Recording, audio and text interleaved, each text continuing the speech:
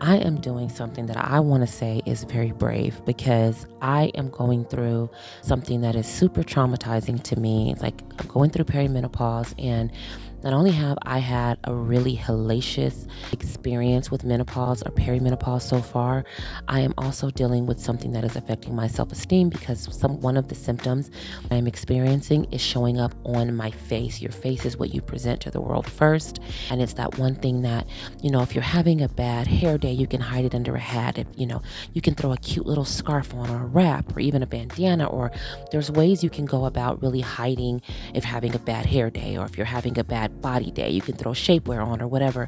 But when it comes to your face is that one thing that no matter what you do, it's the first thing that people see when they see you.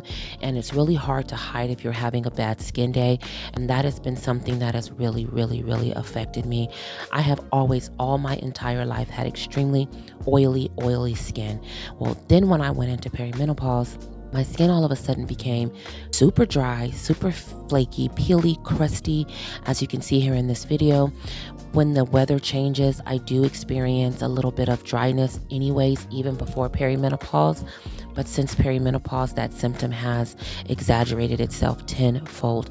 And then also I deal with seasonal allergies. And so anytime I'm having an allergy flare up or just a common reaction to the weather change, I'll have this. So I'm having perimenopause, weather change, and my allergies flaring up because of the weather change. So my skin has just been going through it. I have been trying to play around with a bunch of different skincare regimens. I was one of those people, thanks to my grandmother, where I learned early on that I was going to need products to look after my skin. And I did that. I used to do facials way back, way before Pinterest or way before YouTube, where there was a tutorial on how to do facials.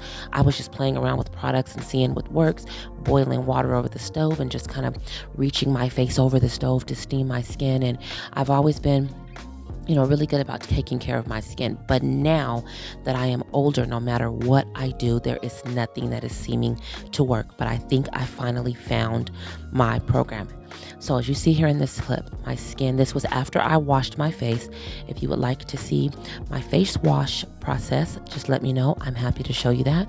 But I washed my face after. So I did a little bit of dermaplaning. So I'm going to talk about each product that I used. So the first tool that you saw me using was a dermaplaning tool. It's meant for you to be able to shave your face. You don't have to necessarily shave all your facial hairs, but you can. You can trim your eyebrows. You can trim any part of your body really with it. But it's so small and it's so gentle that I feel like it's only really going to be great for those fine hairs. So I use it to dermaplan. And then once I was done dermaplaning, I went here to this April Skin face mask that you see me putting on my face. Now, this particular face mask product kind of helps give you that Korean glass skin kind of feel. Now, I was thinking to myself, because this was one of the worst skincare days that I've had in a really, really long time. And I was thinking, I don't even know if this product, I had just gotten it. It was my first time trying it. And I was thinking, I don't even know if this product is going to be able to help. But as you'll be able to see in a little bit when I take this mask off, this mask left my skin looking like a baby's bottom. I hate that term, but it just was so smooth and it was so soft. Now, here's the one thing I want to warn you about. Keep this mask away from hairs you don't want removed. So like your hairline and your eyebrows, it really attaches to the skin so well. When you peel it off, it's going to take any hair with it that it's attached to. So I'm here right now noticing, oh my goodness, you got my eyebrow hairs. I only have 14 as it is, and it definitely took quite a bit of them off. Now, I'm not going to blame this on the mask. It was my fault. I shouldn't have put it near eyebrow hair areas or any hair areas. So moving forward, I've used it about 3 or 4 times since then. I avoid pretty much all my forehead area at this time, just because I have a very high hairline now. Perimenopause again has been doing its thing on me and my hairline. My hair is very thin. I have very, very fine hair anyways now that I've gotten older, and I have 14 eyebrows and 219 hairs on my head. I can't afford to spare one. That was me letting you hear, that was my actual reaction was, oh, shock, dismay, disgust. Like, girl, you don't have no eyebrow hairs to spare. But here we are. not to worry. They'll grow back. They already are growing back. And I have another product that I've been using to actually help grow hair. I wasn't intending it for that. I was, but I wasn't. But anyways, they've grown back, but just be very, very mindful of any area where there's hair, it will remove them. Now in a minute here, I'm going to go into my facial steamer. This facial steamer is fantastic as well. Now I owned a different facial steamer that I loved, but I put a Vicks little vapor rub thing inside of it, and it said that you could, and it broke it, and it didn't work again. So I had to go back on the market for a new facial steamer. I bought this one because I like to do a lot of things from my bed. The best lighting in my house is where you see me sitting, right there in that spot. And so I needed something that was going to be more portable. So I like this one because it's got this long nozzle there that I'm showing you here, and it takes about maybe 3 minutes to go from off to completely at a boil, and then you get this steam that comes up. Now, if you want that steam, you have to push the ozone option, and it'll give you a lot of really white kind of cloudy steam that you see coming out there. But it's very gentle on the face. I have it not really close to my skin, but not too far off, and it was still able to soften my skin, open up those pores so that, the rest of the mask, not open up the pores, excuse me, and it will open up the pores, but that wasn't the reason I was using it. I was using it to remove the rest of that mask, open up my pores to receive the serums that I'm going to go into next. Now, I don't show the serums here that I'm using because this video just would have been too long. I'm happy to show you my new skincare serum routine. There's a lot of them. Again, my skin is perimenopausal, so I have to go the extra steps and use all the things, and I do. So here now I moved on to this fan to kind of dry my hair. If you see, I was able to bring my curls back to their juicy, lustrous self.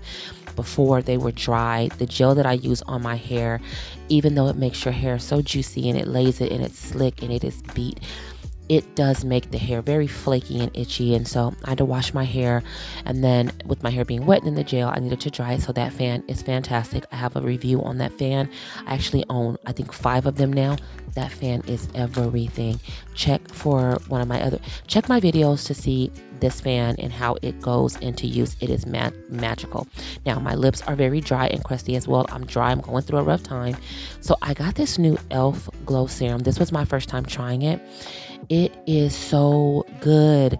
My lips they are so soft. I actually went back and bought 2 other colors. I got a peach one and like a reddish pinkish colored one. Love these things down. So good. It leaves your lips so soft, so smooth. You can even use it at night as like a lip mask. It doesn't feel sticky. I'm a person that used to love lip gloss. I was an original MAC lip gloss girl, but I stopped using lip gloss way back when because it just felt too sticky and yucky. And so I moved away from it. This e.l.f. lip gloss has helped me move back into lip glosses. It is fire. I love it. I love it. I love it. This is also a hair extension. This is not my natural ponytail.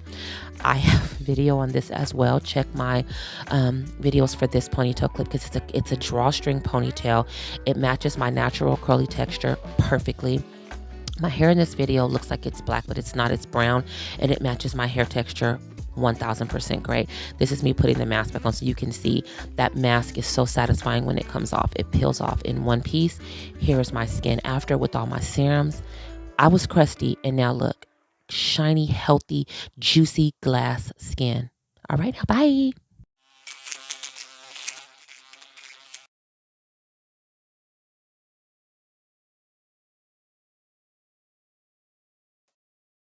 Since you're already here, you might as well watch another video.